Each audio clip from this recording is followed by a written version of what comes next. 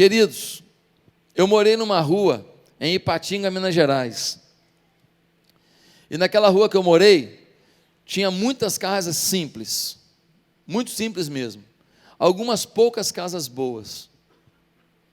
De frente para a minha casa, era uma rua meio inclinada. As casas de baixo eram casas muito simples. E um dia eu estava conversando com uma vizinha, uma moça que devia ter uns 21 anos, mas já tinha uns 3 filhos. Um corpo que retratava o sofrimento dela. Você não dava para ela 21 anos nem por um decreto. Você dava para ela talvez 10 anos a mais. E eu conversando com aquela vizinha, ela disse para mim: eu vim ao mundo só para sofrer.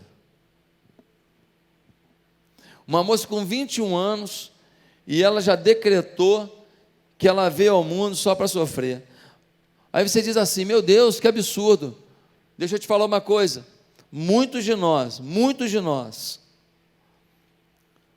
diante de algumas situações da vida, a impressão que a gente tem é que o sofrimento venceu. Muitos de nós temos uma sensação de que a dor vai reinar, de que o dano é para sempre, de que não vai ter jeito. Infelizmente, algumas situações parecem definitivas, e a gente ou se acostuma com elas, ou a gente vai sofrer mais ainda, porque não temos como driblá-las e vencê-las. É assim que muitos aqui se sentem sobre alguma área da vida. Sobre algumas coisas a gente diz assim: sobre esse assunto eu não gosto de pensar. Por quê? Porque aquela área é uma área de fracasso, e é uma área que eu deixei de lado, fingindo que não existe. É um cômodo que eu tranquei a porta, eu não entro naquele cômodo da casa, porque entrar ali me faz sofrer. Só que o cômodo está lá, e você passa e vê a porta com cadeado, mas você sabe o que tem ali dentro. Você não entra para não sofrer mais, mas você sabe o que tem ali dentro. E o pior de tudo é que está ficando mais empoeirado ainda, mais teia de aranha ainda. E aquilo daqui a pouco pode trazer prejuízo para a casa inteira. Queridos, algumas pessoas até tentaram negócios, amores, ministérios, fazer uma obra, comprar uma casa, ter paz no coração, ser amado por alguém que amava. E deu ruim, não deu certo. E aí essa coisa fracassada continua com você, caminha com você, é latente em você, dialoga com você, te pressiona. E às vezes você está no meio de uma festa assim, só alegria, só vibração, alguma coisa acontece que lembra aquele fato, e você sai da alegria para o cemitério emocionalmente em fração de segundos. Sim ou não? O Salmo 32, versículo 11, vai dizer assim: alegrem-se no Senhor. É uma ordem, tá? Alegrem-se, imperativo. Alegrem-se no Senhor e exultem, vocês que são justos. E Deus continua dizendo: cantem de alegria, todos vocês que são retos de coração. Há uma ordem do Senhor para a gente cantar e se alegrar. E essa ordem foi dada nesse primeiro momento para quem? Para o povo de Israel. Pensa num povo que tem motivo de sobra para pensar no sofrimento. A história do povo de Israel sempre foi de invasões, de perseguições, de lutas. E mais recentemente nós tivemos, durante o nazismo, a morte de 6 milhões de judeus. Se tem um povo que tem motivo de sobra para chorar, se lamentar, se vitimizar, é esse povo. Mas eles conseguiram ressignificar sua história. Eles conseguiram transformar o seu lamento em esperança. Conseguiram transformar suas dores em força. E é por isso que a maioria desses prêmios Nobel que são entregues aí são para judeus. É por isso que maior parte do dinheiro do mundo está na mão de empresas judias e de judeus.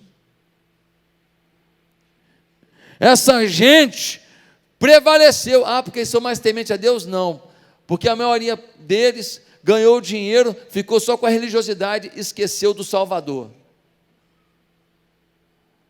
Então por que eles prosperaram? Por um motivo simples: tudo que Deus promete, cumpre. E Deus prometeu que ia levantar Israel. Eles estão debaixo de uma promessa de Deus. E toda promessa de Deus se cumpre. Promessa que Deus te entregou num dia que você estava em honestidade com Deus, em sinceridade com Deus, é promessa que não vai deixar de se cumprir. Agora, meus irmãos, quantos de nós ainda não entendemos que essas lutas podem ser a plataforma de Deus para a gente decolar para algo tremendo? Nós temos que aprender a gargalhar da nossa dor. Nós temos que aprender a nos alegrar do nosso sofrimento. Nós temos que aprender a fazer piada da nossa tragédia. Nós temos que aprender a não nos entregar a uma perda, a uma dificuldade, a uma luta. Temos que cantar com júbilo. Temos que viver como conquistadores. Temos que ter um espírito de fé visível na nossa voz, na nossa fala, na nossa atitude. Meus queridos, Romanos capítulo 12 diz que nós devemos prestar a Deus um culto racional. Culto racional. Culto racional não tem nada a ver com o culto inteligente. Meus queridos irmãos, o texto diz: não vos conformeis com este mundo, mas apresentai-vos em sacrifício santo, vivo e agradável a Deus. Esse é o vosso culto racional. Culto racional é decidir a minha cabeça: eu sou um servo de Deus, eu sei que Ele me ama, Ele está comigo, e eu vou envolver meu corpo nesse culto a Deus. Eu vou envolver minhas emoções nesse culto a Deus. Eu vou envolver meus sentimentos nesse culto a Deus. Eu defini um rumo para a minha vida. Se você não fizer isso, você não vai prestar um culto racional. É uma decisão. Por isso eu quero ler com você um texto de Lucas capítulo 5, do verso 1 ao verso 11. Abra sua Bíblia. Lucas capítulo 5, do verso 1 ao verso 11.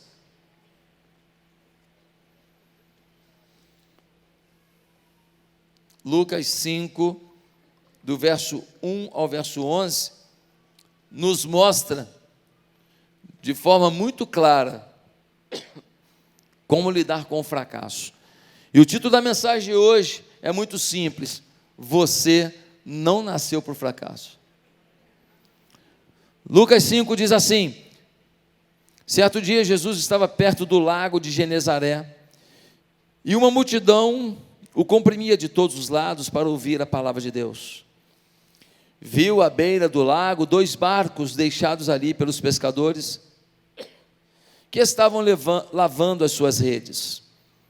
Entrou num dos barcos, o que pertencia a Simão, e pediu-lhe que o afastasse um pouco da praia. Então sentou-se e do barco ensinava o povo. Tendo acabado de falar, disse a Simão: vá para onde as águas são mais fundas, e a todos lancem as redes para a pesca. Simão respondeu: mestre, esforçamo-nos a noite inteira e não pegamos nada, mas porque és tu quem estás dizendo isto, vou lançar as redes. Quando o fizeram, pegaram tal quantidade de peixes que as redes começaram a rasgar-se. Então fizeram sinais a seus companheiros.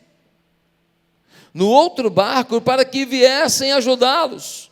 E eles vieram e encheram ambos os barcos, ao ponto de começarem a afundar. Quando Simão Pedro viu isso, prostrou-se aos pés de Jesus e disse: afasta-te de mim, Senhor, porque eu sou um homem pecador. Pois ele e todos os seus companheiros estavam perplexos com a pesca que haviam feito, como também Tiago e João, os filhos de Zebedeu, sócios de Simão. Jesus disse a Simão: não tenha medo, de agora em diante você será pescador de homens. Eles então arrastaram seus barcos para a praia, deixaram tudo e o seguiram. Meu querido, o fracasso do artilheiro é não fazer gol. O fracasso do goleiro é tomar frango. O fracasso do pescador é não pescar. Nós estamos diante de um grupo de pescadores, eles são empresários do ramo da pesca. Pedro e André, Tiago e João, são sócios.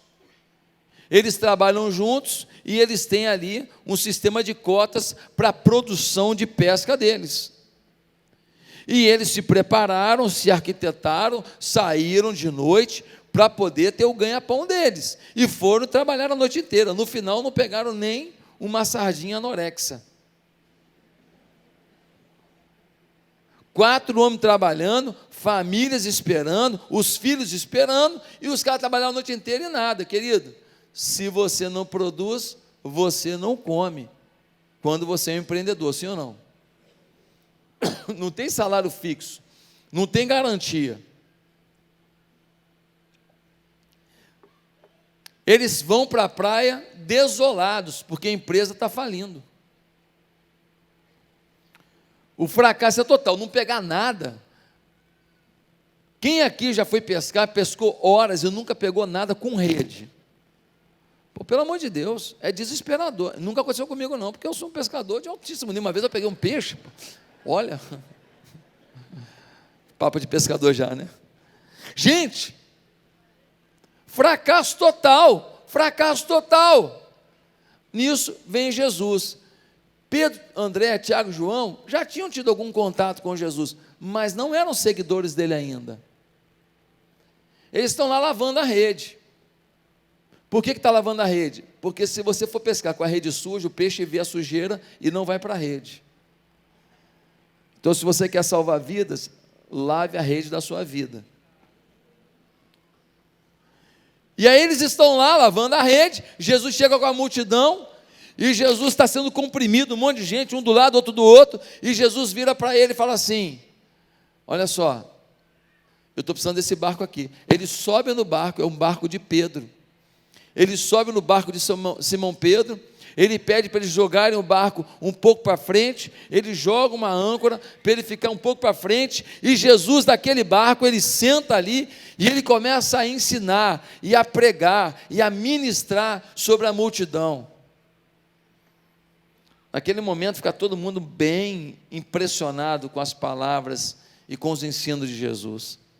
De repente Jesus interrompe a sua pregação, interrompe o seu ensino, vira para Pedro, Tiago, João e fala para eles assim: agora vocês vão pegar o barquinho, vocês vão para aquela área funda lá, e vocês vão chegar lá e vão jogar a rede. Pedro fala assim: olha, o senhor vai me desculpar, de pesca quem entende somos nós, mas assim, porque o senhor está falando, eu vou, tá? Porque nós ficamos a noite inteira fazendo exatamente isso, jogamos lá também, tá? Não pegamos nada. Nós estamos exaustos aqui e não temos nem um peixe para a gente comer, fortalecer o nosso corpo para trabalhar de novo amanhã. Nós não pegamos nada, nós estamos desesperados, fracassados. Mas porque o senhor falou, nós vamos fazer. E Pedro vai, e eles jogam a rede. Joga a rede, não deixa lá esperando muito não, joga e puxa. Você já viu alguém pegar um monte de peixe, jogou e puxou? Só se está vindo um cardume, você viu o cardume e você preparou. Eles jogaram a rede e puxam. Quando ele começa a puxar, é tanto peixe que a rede começa a rasgar. Eles falam para o outro barco, são 2 barcos, eles falam, vem ajudar a gente, vem ajudar. O outro barco cola do lado, eles vão puxando um pedaço da rede, vão pegando os peixes, jogando assim, puxando a rede, jogando os peixes, e enche um barco, enche o outro. É tanto peixe que o barco começa a afundar, eles têm que remar rápido, o barco já entrando água, é peixe demais. E eles chegam na praia, quando chega na praia, Pedro se curva diante de Jesus, e fala, não fica perto de mim não, que eu sou pecador. Naquele dia, Jesus faz um convite para eles: venham comigo, não para pescar mais peixe, mas para serem pescadores de homens. E diz o texto que eles largam tudo e vão com Jesus.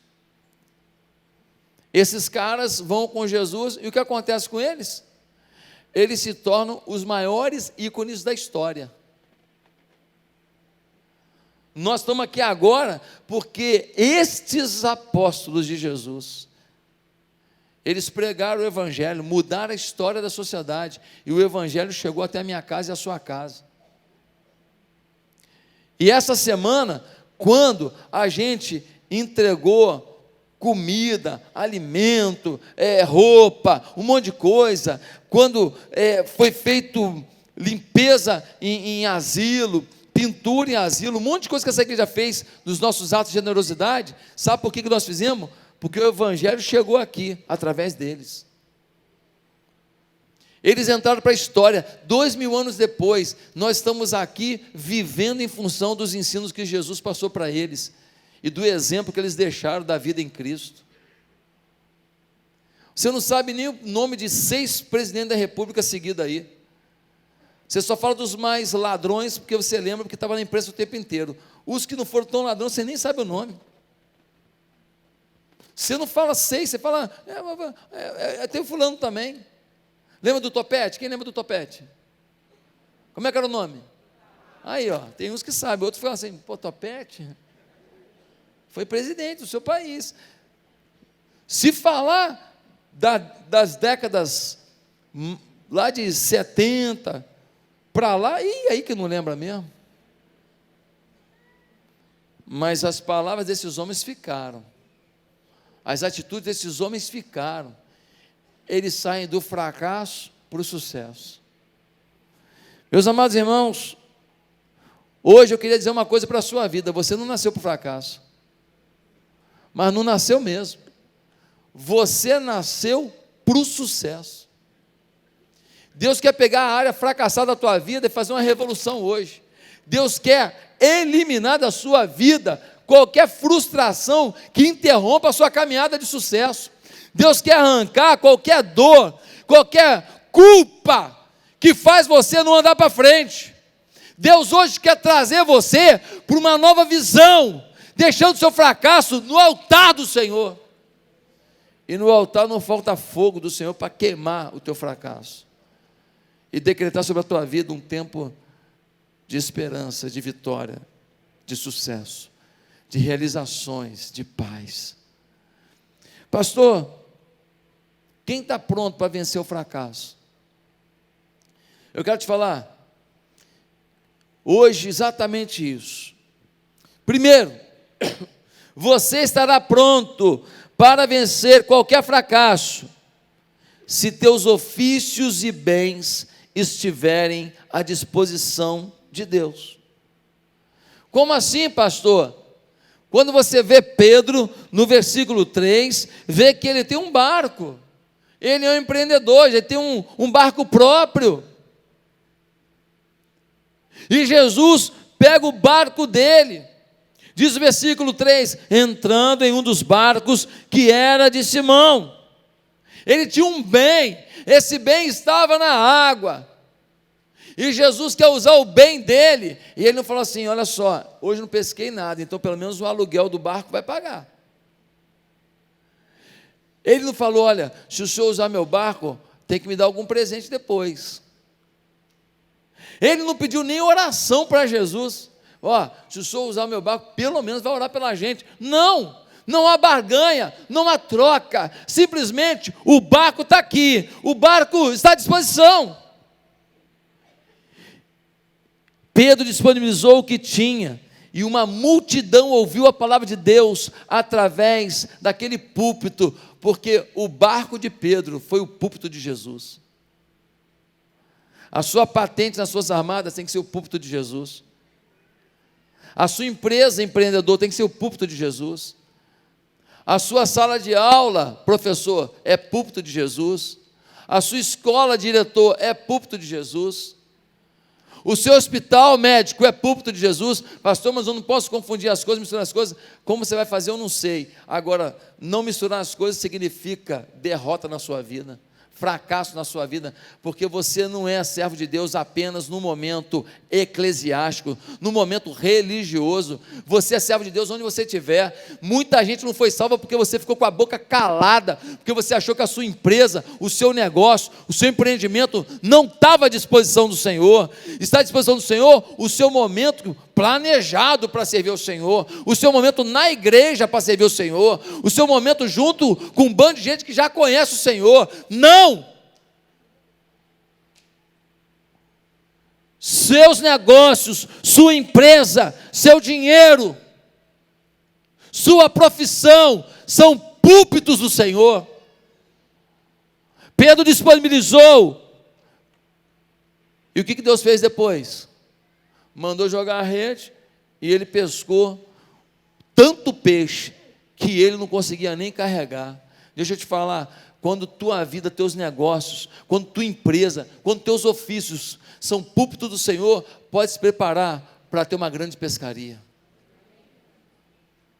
Pode se preparar, porque o teu negócio, a tua agência, o teu local de trabalho, a tua função é obra de Deus. Queridos, quando a pessoa entende que seu dinheiro, seu carro, seu talento, seu dom deve estar nas mãos do Senhor, Deus sabe que pode acrescentar, porque o que Ele acrescentar também vai ser usado para a obra do Senhor. Agora, quando o que você tem é para o seu uso, se Deus acrescentar mais uma coisa, mais egoísta você fica, porque é mais coisa que só você usa. Quem entendeu? Do you understand? Que isso, hein? Meus amados irmãos, o dia que você entender que seu barco de pesca é seu púlpito para anunciar o amor de Deus, Deus fará parte do seu ofício, do seu negócio, do seu projeto. Segundo lugar, pastor, quando é que eu estou pronto para vencer qualquer fracasso? Você está pronto para vencer qualquer fracasso se perceber que as frustrações da vida não significam que Deus te esqueceu. Se você entender que as frustrações da vida não significam que Deus te esqueceu. No versículo 4, a gente vê uma coisa tão forte, mas tão forte. Jesus está pregando, de repente, ele para, ninguém falou nada com ele, ninguém falou que pescou a noite inteira e não pegou nada, ninguém fala, Senhor, a gente não tem nem o que comer, Senhor, nós não sabemos o que vamos falar para os nossos filhos quando chegar em casa, ninguém falou nada, eles simplesmente deram o barco e estão ali ouvindo a palavra, e Jesus fala assim, agora vamos parar aqui, pega o barquinho, vai ali no fundo ali e joga a rede. Sabe por quê? Porque Jesus não esqueceu daqueles homens, mesmo sem eles terem falado nada, Jesus sabia o que eles precisavam. Às vezes na vida, parece que Jesus esqueceu a gente, porque a gente pediu e nada aconteceu, sim ou não? Às vezes na vida, a gente pediu,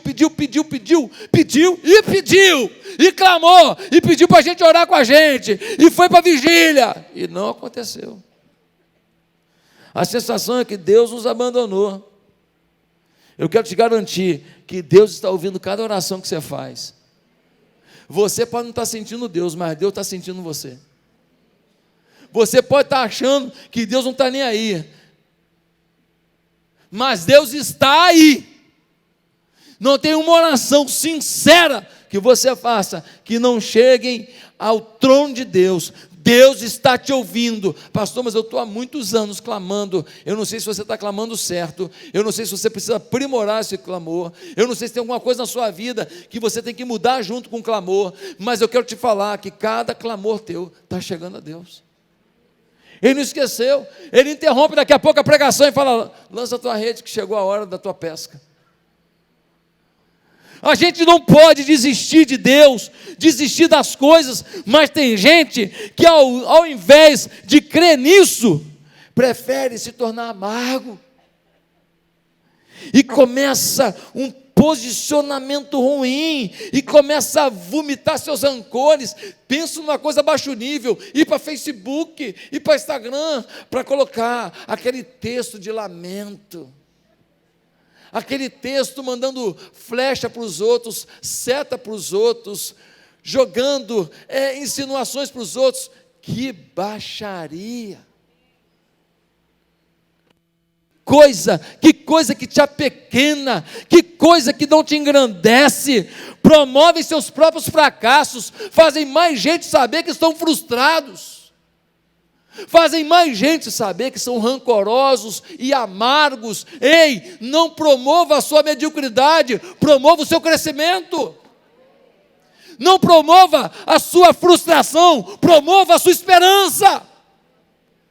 Quantas vezes ficamos querendo mandar um recadinho para cá e para lá? Deus te fez para o sucesso, isso já está garantido. Ele está pregando em algum lugar, Ele está agindo em algum lugar, mas Ele não vai esquecer de mandar você jogar a rede. Fique firme, Ele está ouvindo o clamor de quem é sincero e honesto diante dEle. Terceiro lugar, você está preparado para vencer qualquer fracasso quando você se encantar para valer com Jesus. Você está preparado para vencer qualquer fracasso quando você se encantar para valer com Jesus. Por que eu estou falando isso? Porque no versículo 5, Jesus falou: joga a rede. E aí Pedro fala assim: Senhor, disso a gente entende, eu nunca vi o Senhor pescando nada aqui. Que eu saiba, o Senhor não é uma pessoa que investe nessa área, que assiste vídeo no YouTube sobre pescaria. E nós pescamos com toda a nossa técnica a noite inteira e nada pegamos. Estamos exaustos e famintos, fracassados. Mas aí Pedro diz assim: porque é tu que estás dizendo, nós vamos fazer. Sabe por quê? Porque depois de ouvir Jesus falando durante algum período, que o texto não diz quanto tempo foi, Pedro e todos eles estavam estupefatos com Jesus. Eles estavam impactados. Depois de ouvir Jesus falando, eles ficam tão encantados. Jesus manda fazer uma coisa que eles sabem que não tem como dar certo, mas eles falam: olha, eu não sei nem por que o Senhor está mandando fazer não, mas o Senhor mandando eu faço, porque depois do que eu ouvi, eu sei que o Senhor é diferente. Pedro está encantado com o Senhor, ele está assustado com o Senhor. Enquanto você não se encantar com o Evangelho, você será presa frágil para sentimentos de fracasso.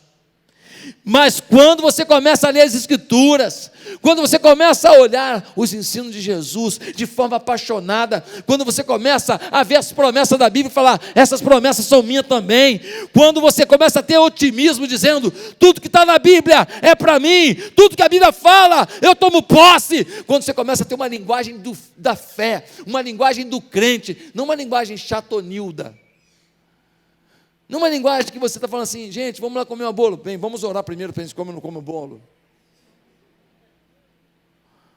Eu não estou falando de ficar fazendo religiosidade fria, boba, não. Eu estou falando de você falar: se a Bíblia diz, é meu. Deixa eu procurar mais uma promessa aqui. Opa, aleluia, é meu. Opa, é meu. Opa, Senhor, faz uma lista na minha vida. Eu creio nisso. A tua palavra diz: quando a gente começa a se encantar com o Evangelho, quando a gente começa a ser fervoroso com o Evangelho, quando a gente começa a ser apaixonado, quando a gente começa a mastigar as palavras de Jesus, deglutindo as palavras de Jesus, se alimentando das palavras de Jesus, ingerindo, suprindo a nossa vida com as palavras de Jesus, quando a gente começa a ficar um crente vibrante, um crente energizado, 220 volts. Aí você está preparado para vencer qualquer fracasso. Agora uns crentes michuruca, olha como é que anda, a barriga. estufa a barriga para frente, cara de morto. Meu irmão, tem uns crentes que vou te falar, eles jogam contra. Alguém fala assim: olha, está mudando lá para o meu prédio uma pessoa que eu acho que é crente, que eu vi um adesivo no carro dele. Aí o irmão fala: glória a Deus, é Deus mandando um profeta para a tua casa. Rapaz, mas uns crentes às vezes tão mocorongo, que o irmão, quando vê o crente chegando, fala: ô Jeová, era melhor ficar sem nada aqui mesmo. Porque induz ao erro, induz ao fracasso, desmotiva. Sim ou não? E você, será que tu não é o... Meus amados irmãos, eu já conheci algumas pessoas que aprontaram muito na vida, acharam que ninguém se importaria com elas. Um dia alguém pregou para elas, gente que matou, gente que roubou, gente que aprontou mesmo, que traiu a mulher 1 milhão de vezes. Então um dia alguém apostou neles, falou do evangelho para eles. Eles saíram de uma situação ruim, mas eles creram tanto no evangelho, começaram a ler Bíblia, mas ler Bíblia. Começaram a orar, coisa simples, que todo mundo fala e não faz. Eles começaram a ser empolgados com o evangelho. Sabe o que aconteceu? Essas pessoas se tornaram valentes de Deus. E às vezes, uns que nunca fizeram muita coisa errada, nunca aprontaram tanto, vêm na vida: eu sou até bonzinho e tal, e eu sou legal, e pronto, e aí fica nessa aí, na mesmice, vida mediana. Mediana vem de medíocre. Aí quando vem um fracasso, se entrega. Por quê? Porque não está empolgado, assustado com Jesus, encantado com Jesus. A vida cristã ou é encantamento, ou então, meu filho, você está frito, porque o mundo te encanta o tempo inteiro. É mulher para encantar, é homem para encantar, é dinheiro para encantar, é bebida para encantar, é noitada para encantar, é vaidade para encantar. Quarto lugar, quando você está preparado para vencer qualquer fracasso, quando tiver pessoas confiáveis para o ajudar nos momentos difíceis. Olha o que diz o versículo 6: quando pegaram tal quantidade de peixes que as redes começaram a rasgar-se, então fizeram sinais a seus companheiros no outro barco, para que viessem ajudá-los, e eles vieram e encheram ambos os barcos. Tem momentos em que você pode perder sua bênção, sua chance, se não tiver alguém para te ajudar a carregar a sua pescaria. Tem momentos que você precisa de gente na sua vida. Agora, gente confiável. Eles trouxeram para ajudar a pegar os peixes, gente que entende disso, gente que sabe tirar o peixe da rede. Vai você meter a mão num peixe de qualquer maneira para tirar da rede, você até machuca a mão. Eles trouxeram gente competente para ajudá-los a rapidinho tirando os peixes da rede e jogando no barco. Você na vida precisa de pessoas confiáveis. Você não é exclusividade, você não é único, você está num celeiro social. Tem gente que está na igreja, nessa multidão, quase 4.000 pessoas, e está sozinho. Se somar com os que estão lá fora, é mais de 4.000 hoje aqui na igreja, muito mais de 4.000. Só lá nas crianças, é uma multidão, centenas de crianças. Só trabalhando no Ministério Kids, tem mais de 100 agora. É uma multidão, e você sozinho. Porque você não se abre com ninguém, não pede ajuda de ninguém, não pede orientação. Se é questão empresarial, converse com alguém que milita na área empresarial. Se é questão de saúde, pede a opinião de mais um médico, um amigo, uma enfermeira, alguém que convive com você. Se é questão espiritual, fala com o seu líder de célula, fala com o seu supervisor, fala com o irmão da igreja. Não, só serve o pastor Josué. Que nada, Deus usa quem quer. Já usou até uma mula, pode usar você, fica tranquilo.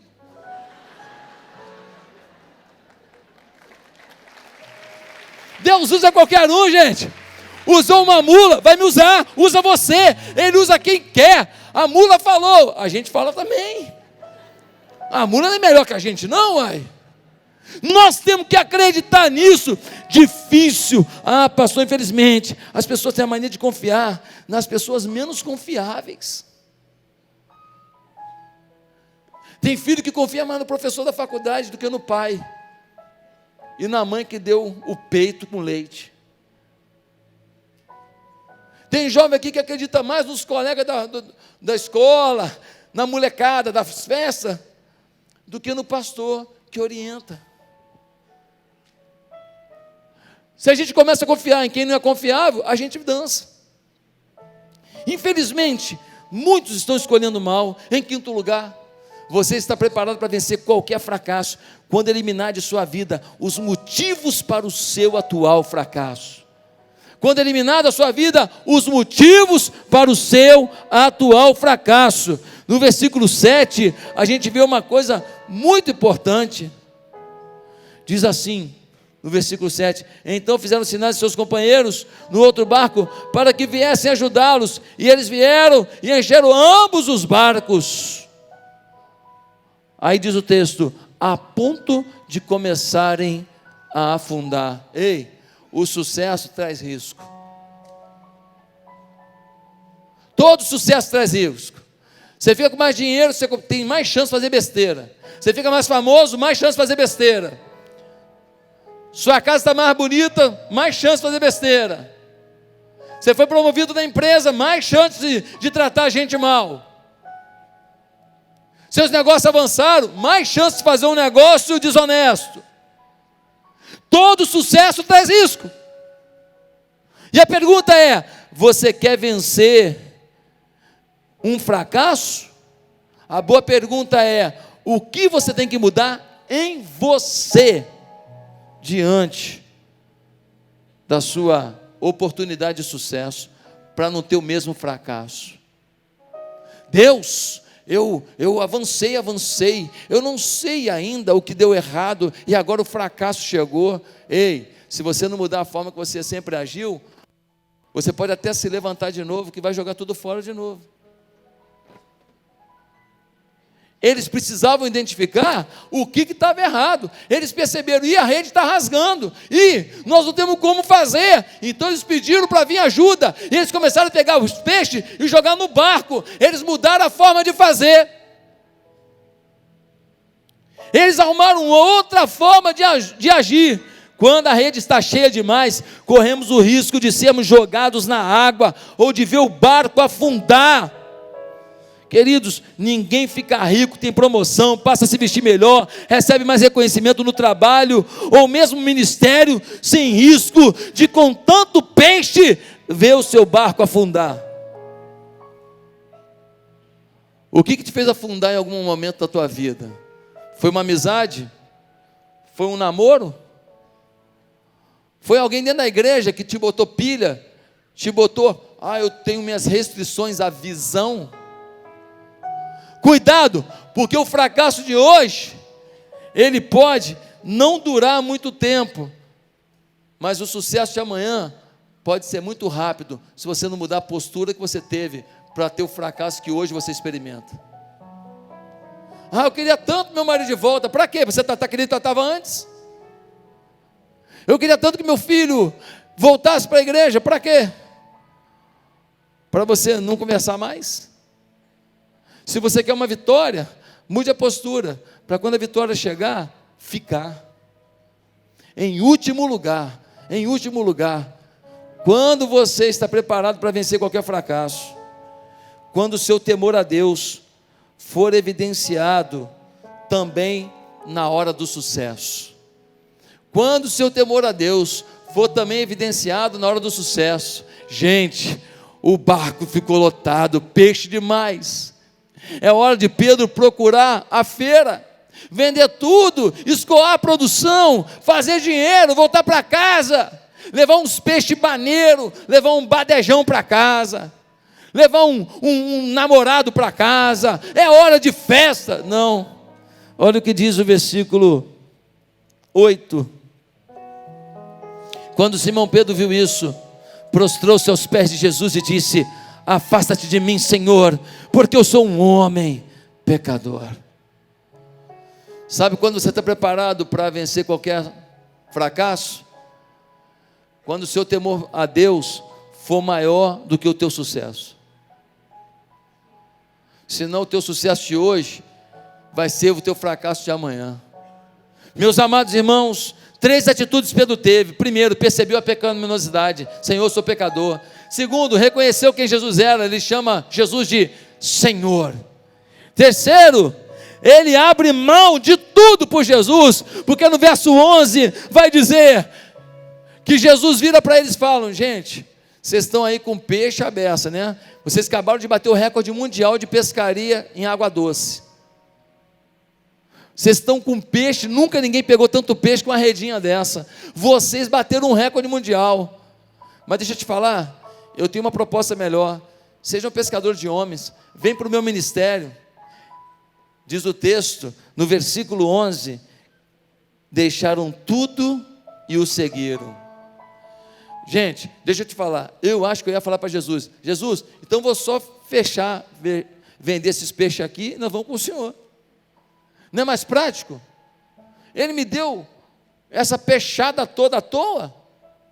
Seria mais fácil para mim dizer: Senhor, então é o seguinte, eu vou só fazer um combinado com alguém aqui, mandar uns peixes lá para casa, para minha mulher, para minha sogra, aquela que o Senhor curou, aquela que vai curar, aquela.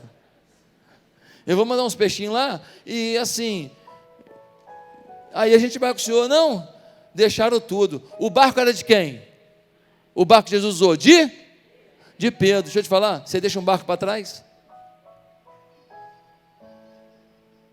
O dia que você estiver disposto a deixar o seu barco para trás, você vai ver o que é caminhar com o Senhor dos Senhores. Ele deixou o barco, ele deixou os peixes, ele deixou a empresa, ele deixou os fornecedores, ele deixou os clientes, ele deixou uma vida, ele deixou um projeto para poder seguir a Jesus. Dá para se arrepender? Foi esse Pedro que um dia andou sobre as águas. Foi esse Pedro que chegava nos lugares e as pessoas eram curadas. Foi esse Pedro que pregou um sermão em Pentecoste, 3.000 pessoas aceitaram a Cristo no mesmo dia. Foi esse Pedro que se tornou o líder da igreja. Foi esse Pedro que se tornou um obstáculo às obras de Satanás no mundo. Sabe por quê? Porque um dia fez a escolha certa. Querido, hoje eu quero te desafiar a você se arrepender, mostrar temor a Deus e falar: a partir de hoje, fracasso não faz parte da minha vida, porque eu não nasci por fracasso, e eu vou viver uma vida fervorosa e temente a Deus. Eu sei que eu sou um pecador, mas Ele me ama, e Ele tem projeto na minha vida, e não há fracasso que vai me paralisar, e eu não vou viver de mimimi, de vitimização, de Facebook falando: que dia triste. Não! Eu vou viver um novo tempo de esperança, um novo tempo de fé. Eu vou ser uma pessoa ousada, eu vou influenciar pessoas a amarem mais a Deus. Eu serei alguém que vai colocar o meu barco como púlpito do Senhor, a minha empresa como púlpito do Senhor, os meus negócios como púlpito do Senhor. Eu não tenho vergonha de dizer quem sou e para onde vou. Se você fizer isso hoje, Deus muda a sua história, e o fracasso você vai deixar no altar de Deus. E o Senhor vai tacar fogo nesse negócio e queimar esse fracasso, para você sair daqui para um rumo de vitória.